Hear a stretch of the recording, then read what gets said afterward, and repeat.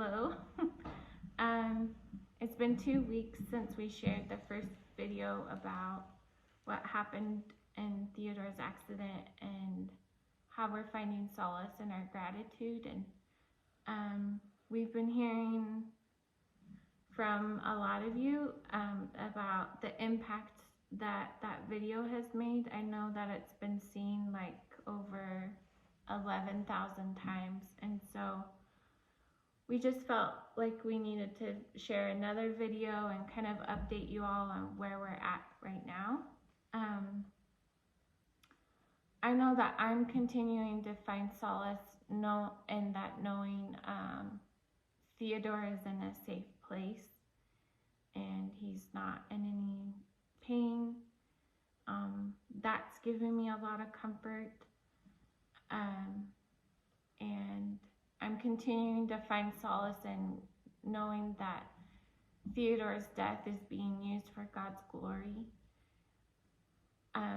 It brings me so much peace when I am told stories about people who are making changes in their life because of this impactful tragedy and our faith. And that literally, it gives me, some days it gives me air to breathe, and it just helps me to keep moving forward, for lack of better words. Did you want to add anything about that? No. So please keep sharing those stories of how this is changing your life or someone you know's life, and please keep sharing our story, because we truly do want God's glory out of all this. The other thing that I'm finding solace in is the good that's coming from this. People's generosity is mind-blowing and unexpected and humbling, and it just keeps coming, and we'll never be able to thank people enough. Like I mentioned 2 weeks ago, I said this will make our marriage stronger and better, and it is. And so I'm thankful for that. The other blessing from this is I am realizing how important relationships are, and God was already taking me on that journey, but it's like this tragedy has melted the last little bits that I was learning. Like, it accelerated everything, and it's just made me realize how important it is to take the time to invest in people and nurture important relationships, because when things like this happen, that's all you've got. You've got your faith, your love for the Lord, and love for others. And gosh, if you could learn that lesson without going through something like what we've gone through, then you're all the better off. We've certainly had trials since the accident happened. We're 18 days without Theodore, and last Sunday night, Ryan and I got an email that from our landlord that we need to find different housing, and it really shook us. Literally, we were shaking and tremoring, and just really upset for our kids' sake. If somebody would have told me, Vanessa, here's $5 million to move wherever you wanted, I would have said, nope, we're staying right here. My kids need familiarity, consistency, and all the things that grief counselors say, but that's not what's in store for us. And so having to think about housing and places for our animals and all that in the wake of Theodore's death has been extraordinarily hard. But also, again, we're seeing God at work. We've already found a solution for our cattle, which is incredible, and we're getting some leads on some places. But I would sure appreciate your prayers about that. We also have had other deaths already. One was a friend that committed suicide, and another was a friend that I actually reached out to the night of Theodore's accident, because she also lost a young boy. He was only like 2 or 3 also. Her name was Candy, and I just knew I could walk through this with her, because she's a really strong Christian, really down to earth, loves Jesus. And she got sick suddenly, got really sick, and she passed away yesterday. And I bring this up because I think both of these things just reiterate what I said 2 weeks ago, which is life is so short and so fragile. You're not guaranteed a day. You're not guaranteed housing, even when you thought you were good to go. Not only do you not know how much time you have left, but you could be sitting with someone or in relationship with someone, and you don't know how long they have left. And I just really feel like God is speaking powerfully, and that He wants His children to come to Him sooner rather than later. And again, if we can encourage anyone to do that, we certainly want to. Did you want to add something about that? Just time is short and it's so precious. Live for every minute of it. Use it to God's glory. And hold on to your family tight, because things change fast.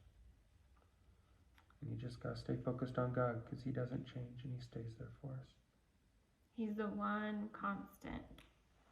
The other really hard thing is just to see our kids grieving, and they each are grieving differently, and it is each heartbreaking. And as a parent, there's so many things that I tried to do better than I was given growing up. Not that my parents were terrible, but you just always want to do better. And the fact that we've been married 17 years, I'm really proud of that. And I just thought, you try your best to prevent your kids from trauma and heartbreak, and it's really hard to see them hurting so much. I know that they'll be better for it somehow, but it's hard, and I certainly would appreciate your prayers for each of them. The other hard part is just literally my arms ache some days to hold Theodore. He was such a love. He snuggled. Like, my day was just full of hugs and sloppy kisses and "Mama, I love you." And I get that from my other kids too, but he's the youngest, so he's constantly picked me up. And He always ate with his fingers. So you could bet on having to wipe off at least 4 or 5 handprints off your sleeves or shoulders as he's patting you with a handful of ketchup. Yeah. Or syrup, his favorite. He loved his waffles. Yeah, sticky maple kisses, and oftentimes he'd need a bath after a meal. And that's the other thing, parenting is so different, going from 4 to 3, and he was just so full of energy and life and fun. He was also a ton of work and created a ton of messes, and in some ways parenting is easier without him. And I don't say that in a harsh way, I just say it, and it's the reality, and I would take it all back and then some in a heartbeat. Now we relive his death 3 different ways with 3 different kids as they're grieving differently. And I never thought how hard that would be to listen to each one grieve. It's like he's dying all over again every time. It's awful. I spend so many hours praying just for strength to make it through the day. Because I miss him so much.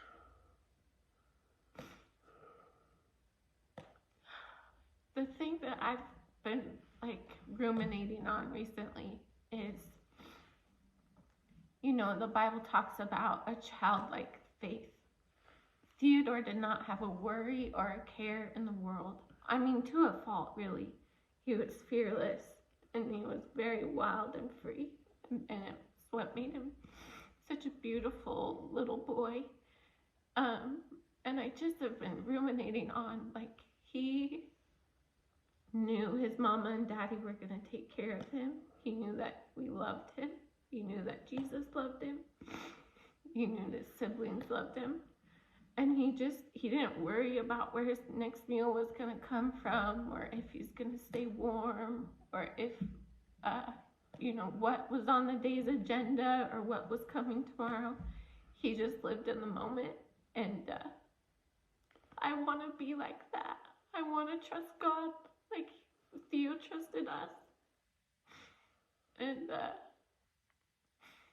I want my light to shine like his did.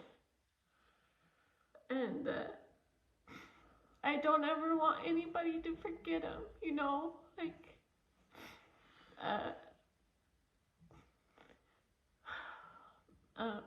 anyway. Miss Donna wanted to see pictures of him yesterday on the way home so she could remember him. I was happy to let her see more pictures so she could remember him. But I can still hear him praying in Sabbath school, and he talked to Jesus like he was sitting right next to him. He believed way more than I did. And I'm having to learn to believe even stronger every day because I wanted to have that faith that he had. Jesus was real, and he is real, and he loves us so much.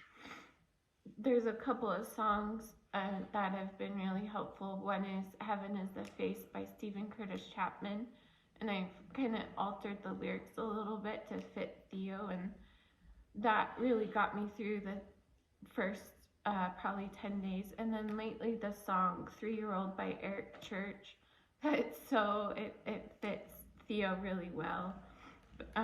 That's just a couple. I know Ryan's been listening to, what was the one you played? Be Still. Yeah. Anyway, so the thing that there's a couple more things that I just want to share, and that is, good is real and evil is real, and we're all in this spiritual battle, and we all have a choice to make, and obviously we would want as many people to choose good, but I think it's worth acknowledging. I mean, we're seeing it heavily in our lives right now. The only other time we saw it this heavy was when we adopted Donna. I mean, we could tangibly see good versus evil over her life as we were trying to adopt her. And that was wild and hard, and God got us through it, and I know he'll get us through this time as well. But I just feel like people don't take that seriously. They don't take the weight of the choices that they make in that. I mean, again, life is so short. 2 weeks ago in the video, I shared that several years ago I did a Bible study online of the New Testament, and it's been on mine and Ryan's heart to do that again, and we want to offer it to all of you. It's really simple. It's just a app on your phone called YouVersion. We want to go through the New Testament in 40 days. We would start it tomorrow, and that 40 days would get us just before Theodore's funeral, so we would have some wiggle room there. So by March 31st, hopefully everybody could have read that with us. And with March 31st is his birthday. It's also Easter, and it's when we're having his main service. So I just, if there's somebody watching this and they feel called to go through the New Testament and learn more about God's love, then we certainly want to invite you to do that with us. That's so much of where we're getting our peace through this hard time. And we hear all the time, like, things like, your faith is going to get you through, and what you have is incredible, and what are some other comments?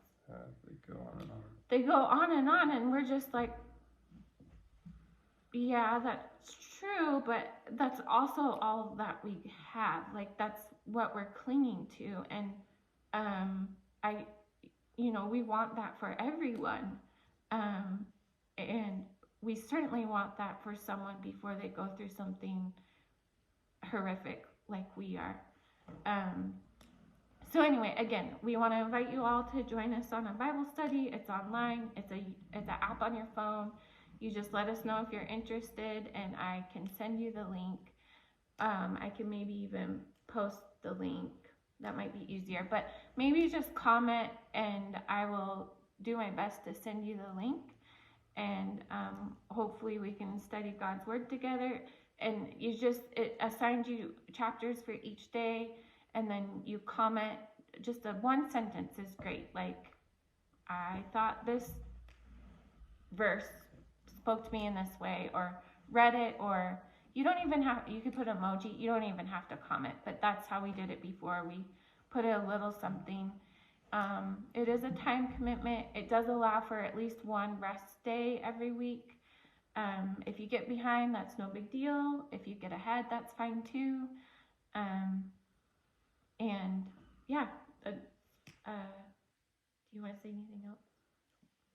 Thank you again, everyone, for walking with us through this time, and God bless you all.